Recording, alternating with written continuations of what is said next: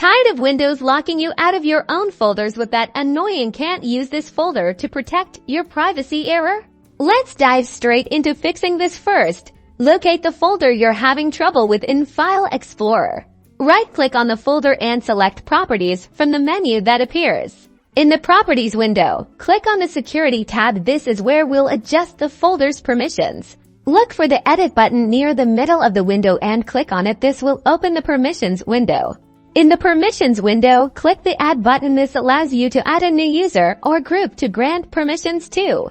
A new window will pop up in the text box. Type your username. If you're not sure what your username is, type everyone, then click Check Names. Windows will attempt to resolve the name you provided.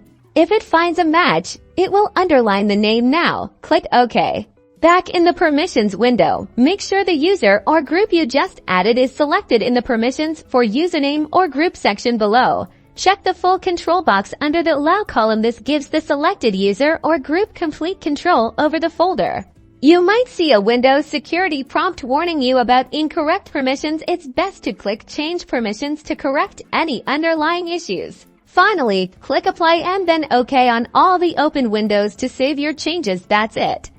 You should now be able to access and save files in the folder without that annoying error message. Remember to adjust these settings carefully. And if you are still struggling, consider creating a new user account with admin privileges. Subscribe for more Windows tips.